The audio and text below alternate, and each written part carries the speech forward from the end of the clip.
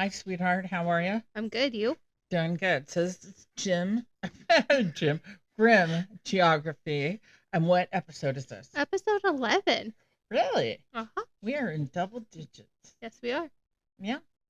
We have the big white one between us. Yes, we do. That's kind of scary. I see her tail, but I don't see the rest of her. I'm trying to better. So I'm taking us to Hogs Hogsback Lake, which is 25 kilometers southeast of Vanderhoof, British Columbia, Canada. Okay, so we're doing a Canadian one for First our ever Canadian. yes, our friends in Canada. I'm sure that they want to know about their yeah. The only one I know about Canada is that army guy or that navy guy who killed and raped and did all sorts of shit, and he was a commander for like a big base like all over. That's the only one I know. Oh, well, I get to introduce you to a new one. So Okay. we're actually only going back to 2011. Okay, so that's 14 years. Mm-hmm. Still pretty recent, though. Yes. So we are talking about Madison Scott. Okay, is that a female or a male? Female. Okay. So we got Madison Scott. She was born to Eldon and Dawn Scott on April 29th, 1991. Okay. She had two siblings, a brother and a sister, Ben and Georgia. Okay. Maddie, as she was known, enjoyed dirt biking, figure skating, horseback riding, team sports, and hanging out with her friends. Okay. She worked as a heavy duty mechanic apprentice in the logging industry with her father. Okay, that's interesting. Still think I think that's a badass. That is. I think so. And was described by her brother as someone who was as comfortable in a dress as she was in work overalls. That's pretty cool. Uh-huh. So she had spent most of her life in Vanderhoof, where she graduated from uh Nicheco Valley Secondary School in 2009. Okay.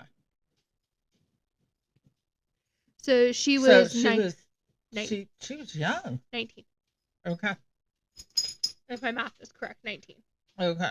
I was gonna say if she graduated from school at Oh, I'm 18, sorry. Yeah, 18. she'd be Hypothetically, 20, 19, 20. 1920. Yeah. Yeah, depending on what time of year. hmm So at the time of her disappearance, Scott was, oh, she was 20 years old. Madison was described as Caucasian, 20 years old, weighing 160 to 180, Okay. 5'4", green eyes, and natural ginger hair color. She was a redhead. She was a redhead with green eyes. Oh, she's probably beautiful. Oh, she is. I was seeing pictures of her. She is beautiful. Yeah. She had a nose piercing and numerous ear piercings. Madison had the inside of her left wrist tattooed with the image of a bird. Okay. She was described as having a vivacious, fun-loving, playful, social personality, Okay. and often do things on the spur of the moment, Okay. which is great, but also Can lead to trouble. can lead to trouble. She was reportedly caring, affectionate, and generous. She enjoyed performing with and for her friends in short amateur video productions. Oh, that sounds like fun. Now, did she was TikTok around then? No, Oh, I was gonna say she it was probably would have YouTube and loved Vine. TikTok. What? YouTube and Vine. Oh, okay. Vine is short videos, so she Okay. probably was very much into Vine and all that. Yeah. See, it shows how much I know about TikTok and stuff like that. She was mostly focused on the social aspects of her school, but she did meet the academic demands that were presented to her. Okay. So we are going to the evening of May 27th, 2011. Okay. Madison traveled to Hogsback Lake in her white 1999 Ford F-150 pickup truck with her friend Jordy Bolduc Okay. for a party, but had retired to her tent and sleeping bag. She had sent text messages to her dad during all that. Okay. The party had been intended for a group, however, got posted on Facebook, and a larger, non-cohesive group showed up as the evening wore on, as it does, Yes. as we have seen does.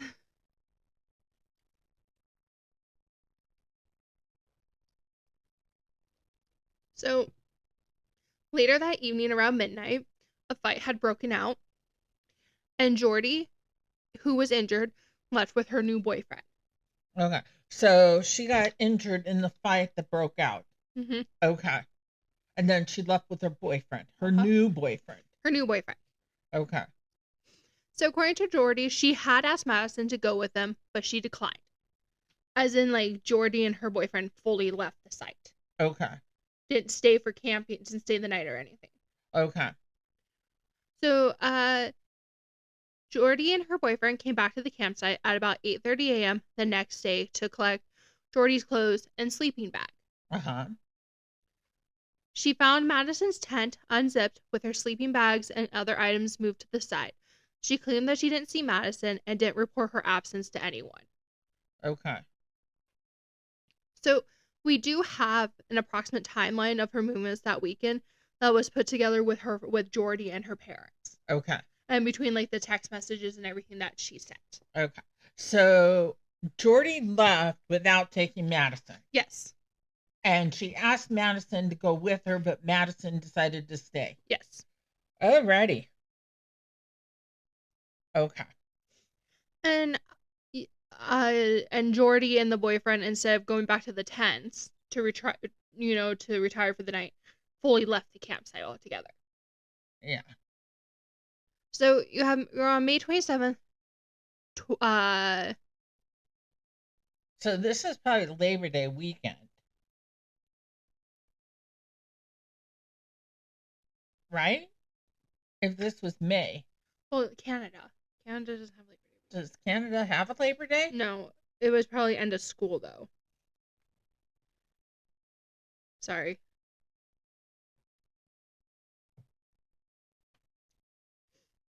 I wrote a number weird. I'm double checking my date. Okay. Yes, May 2011. 2011. Okay. Okay. Careful. Sorry. No, it's because you turned your thing, so your cord's going on the other I put side. them on wrong. Okay, so we're on May 27th, 2011. So this is 8 to 8:30 p.m. Madison went to Hogsback Lake with Jordy and gathered firewood.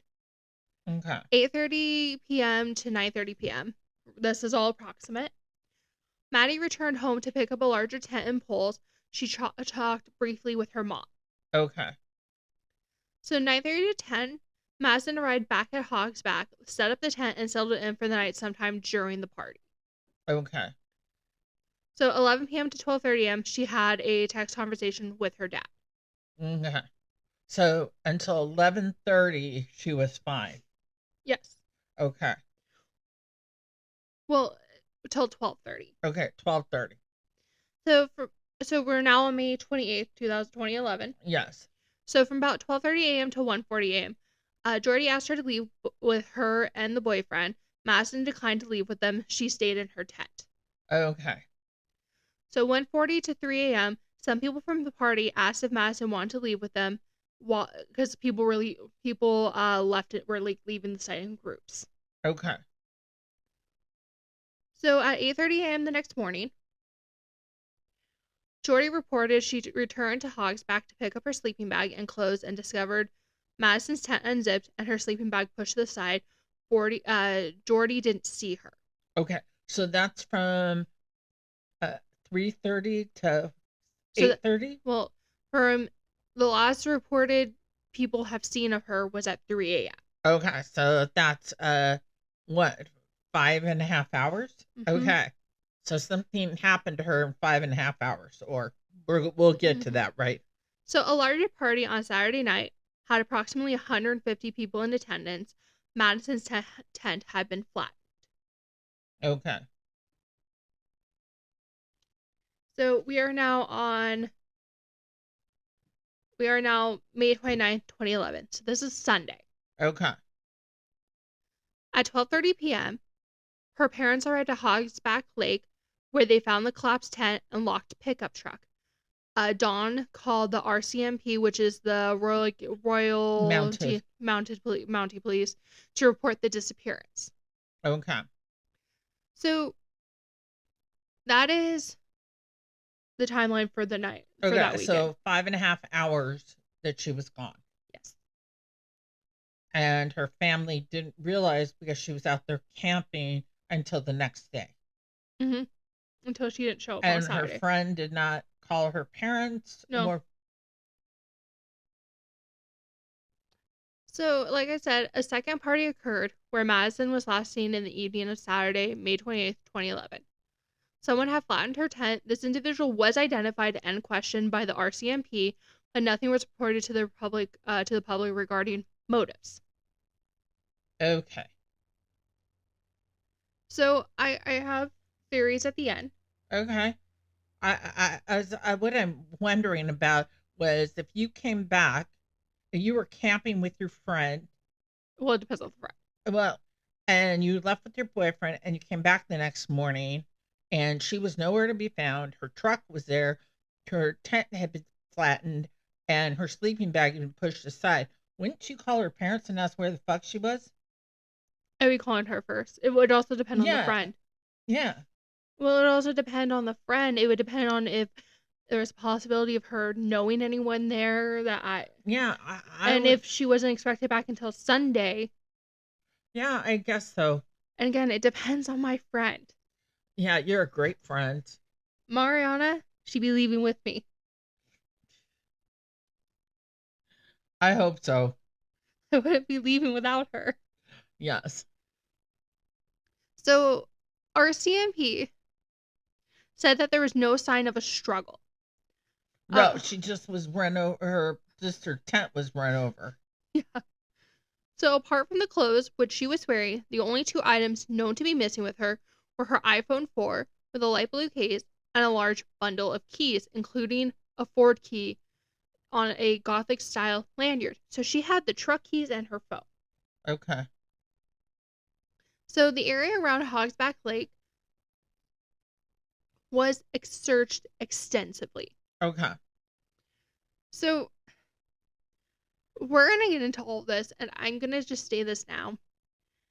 This case reminds me a lot of Mara Murray, where I think the most obvious answer is the likely answer. Yes. This is unsolved. Okay. But I'm going with on the side of there's the kind of obvious answer. And the more and more I read into this, I am going with that answer. Okay.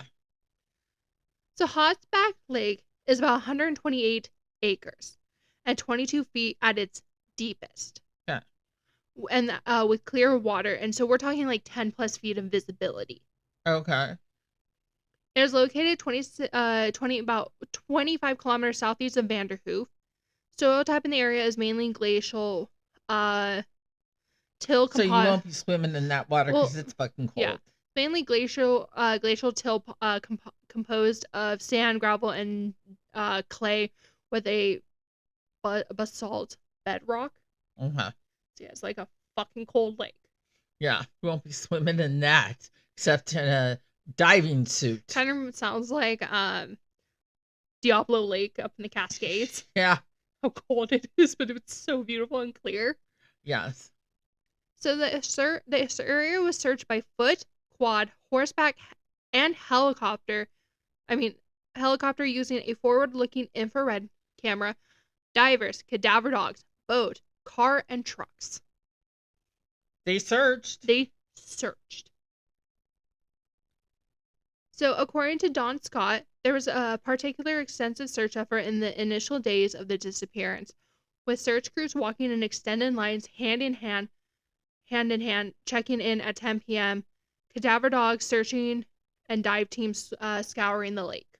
Told you need diving suits to get in that lake.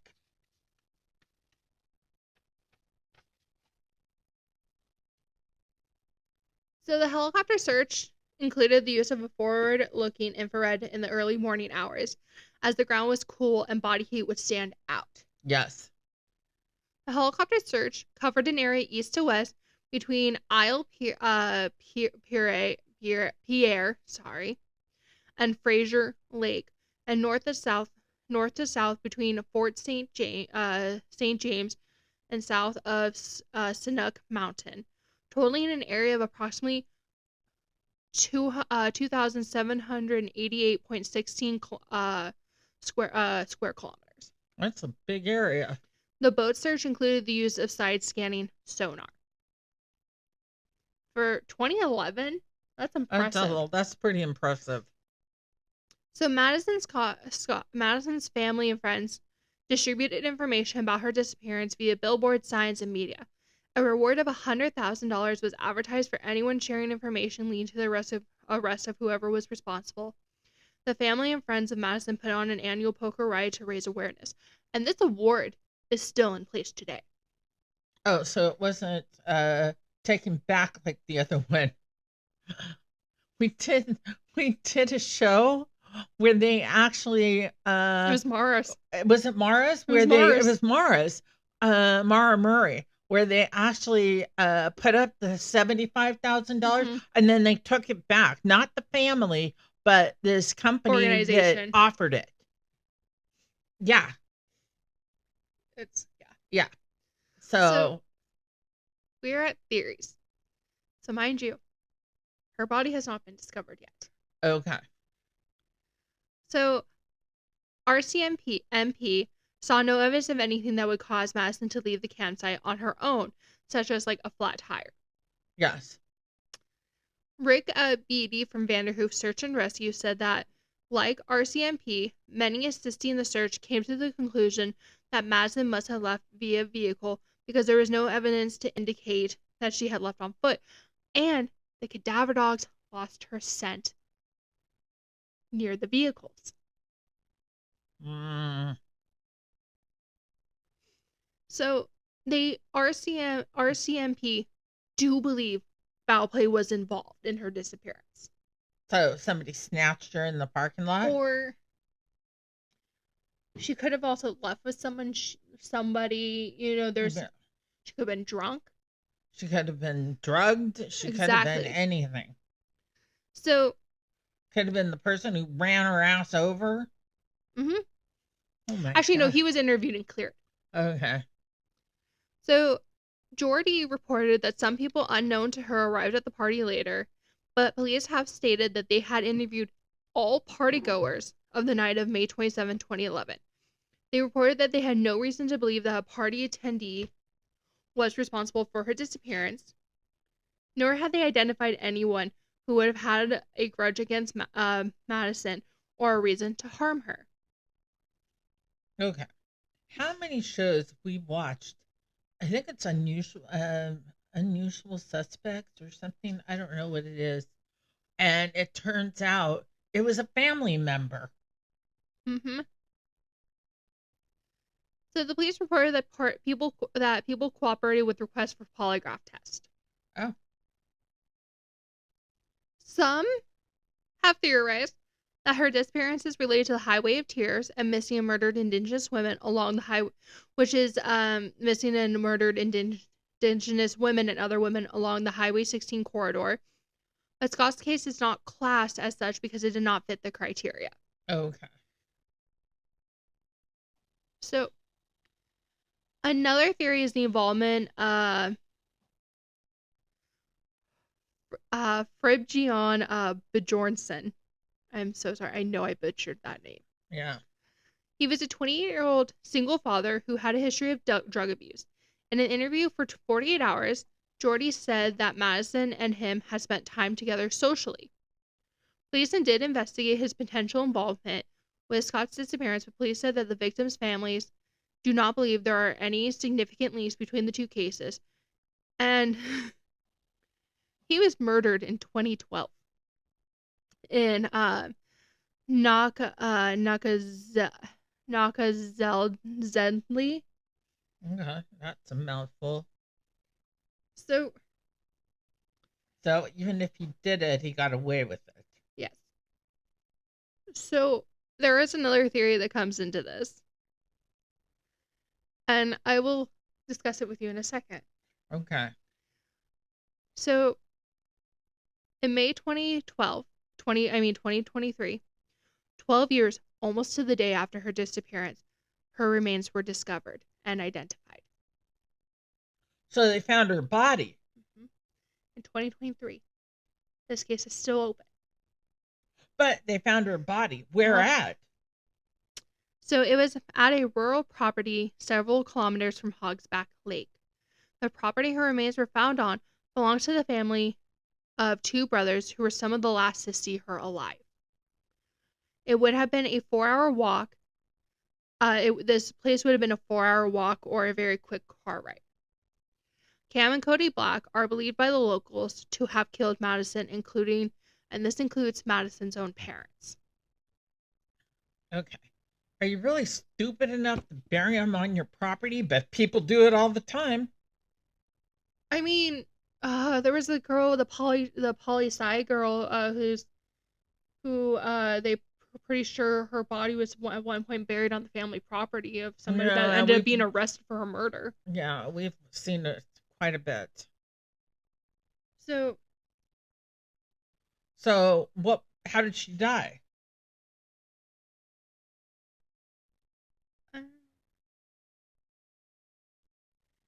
They haven't released that. They never released if she was murdered or not. We're suspecting she is because of because her body was found buried. Yeah, she buried herself. I guess you could lay there and bury yourself, make yourself a hole and get in. And I don't know how you would cover yourself with dirt, but so the other theory is, and this is why I'm saying, so kind of like Mara, it was believed she was at that one house. And that one house that was owned by the... Yeah. So locals and her own family believe that the Black brothers did it. So I did some digging, and it led me to the Unsolved Mysteries Reddit subreddit for Unsolved Mysteries. Okay. So I found someone discussing her case. Okay. And I pulled some of the theories and some of what people have said. Okay. So, like I said, as of 8 months ago, no information since they announced they found her body they have had no new information come out to the public. Okay. So a lot of people are saying, it could have been if she was found buried, it was murder. Yeah. If she was found out in the open, then, it could have been a misadventure. Yeah. But it's a 4-hour walk. But if she was on drugs or alcohol, that you would actually be really surprised how far and how they could go. Yes. So, but the brothers were at that party, right? Mm-hmm.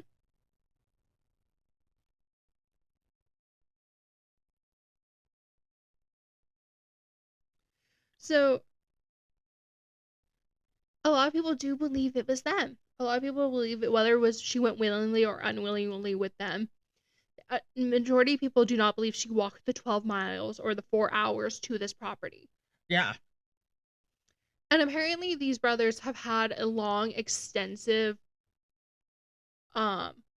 history with the police. Enough that I think their own parents cover up for them. Yeah. Okay. I talk about this all the time. And I'm not saying murder people, but I'm saying bury them on your property? What a stupid idiot. Go bury it on somebody else's. Okay, I have also don't tell anybody. Wear gloves. Don't leave any DNA. I mean, come on, people. Also, I have said in the and past. Don't take your phone. Also, I've said in the past, if you're gonna do it, bury them, cover the body up, put a dead animal on top, Yes. cover that up. We are not saying murder anybody. I'm not. I'm just saying there's ways to do it, though. Yeah, people are so fucking stupid. But so a lot of what some people are also theorizing is that they believe there was some reports saying that she got into the truck of someone she knew and that she was driven away from the campsite where she was ultimately killed. Okay.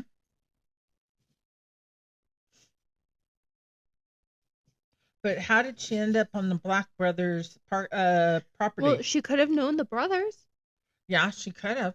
Or maybe someone's doing what we said.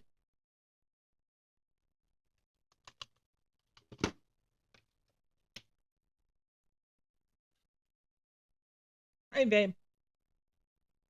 I'm doing good.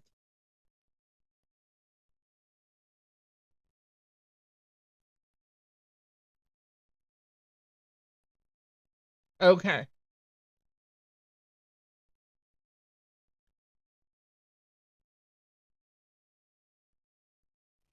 Yeah. Okay, perfect. Okay, perfect. That's wonderful.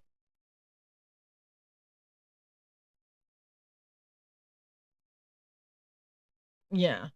Well, I will call Norco and see if they take your medicine, your prescription from there. Yeah. Yeah. Okay. I will look into it right away. Yes, I remember. Yes. I will definitely look into it and make sure you don't lose your machines.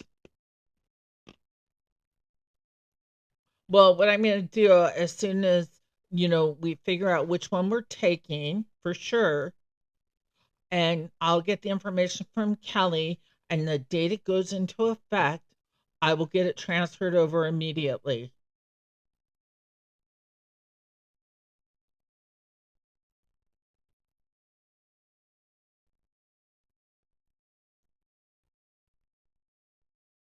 Okay. That's perfect.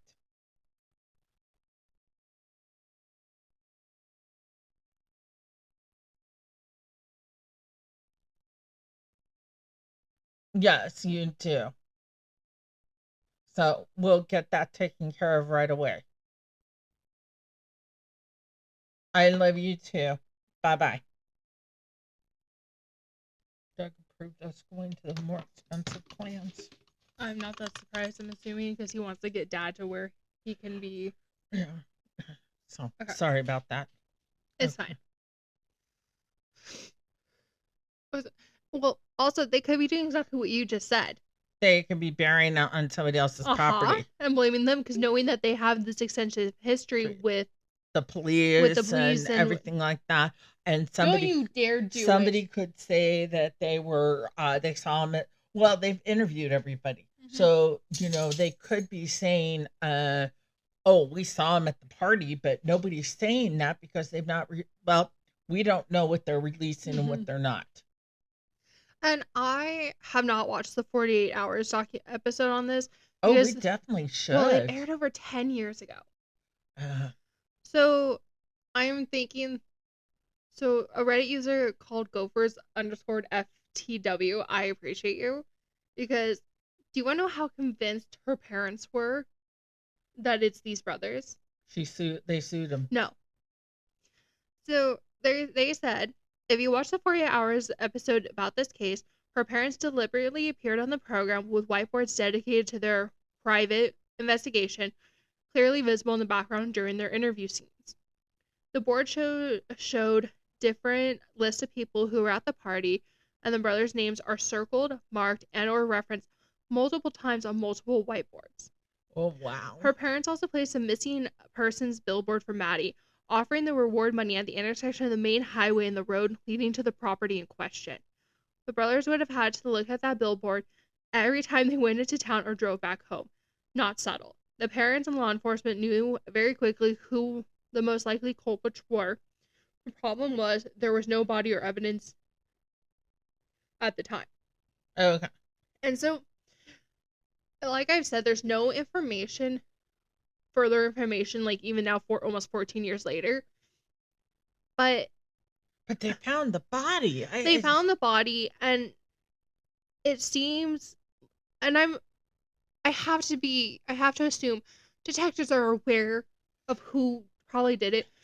But with how this case is so much circumstantial evidence. Yeah, because there were so many people at that party. Mm-hmm. Nobody's, well, we don't know, but I'm assuming they didn't see them leave with them, or they would have been questioned more. We don't know. Mm-hmm. They may be keeping a tight lip on this. They may have evidence of them actually doing it, and they don't have enough to arrest them. Mm-hmm. I mean, I don't know. I mean, look at the people who actually the parents have gone after, and it turned out the person didn't even do it. Mm-hmm. But the family was, oh, they did it. And it turned out that it was somebody else. Uh-huh. But at the time, you can't convince the family, especially the parents, that they're wrong. Uh-huh. Especially because like they think they're so sure. Yes. Well, like I said, it was buried on their property, but we just got done discussing, I mean, how stupid could you be to bury it on your property? But if these guys have had run-ins with the cops, they may not be the smartest tool in the shed. No, and that's entirely possible. It is, or somebody is setting them up. Mm-hmm. But that is literally everything we know about this case. Yeah. It definitely. Oh, come on, guys. Get back to us. Please let us know what you think, especially if you're in Canada. Because, I mean, we've not done any Canadian ones. No, and like I said, the only one I know is that head of the Navy or whatever, the one who wife didn't know, and he had 2 homes, and he was, yeah, that was raping and killing people, and he fessed up. He actually fessed up when they caught him. He he's yeah, and boy did his wife divorce him fast. So I don't know. Okay, so another one done in the books. Very short one. Very short one. Like I said, I wanted to bring it to the attention, but there's not a lot of information. It's all circumstantial. It's all debate. Phoenix one, where there's just not that much information out there. Mm-hmm. So it's on. There's a 48-hour episode. It aired over 10 years ago, though. Yeah, it was done years ago. Okay, I love you, baby. Love you. Okay, bye. Bye.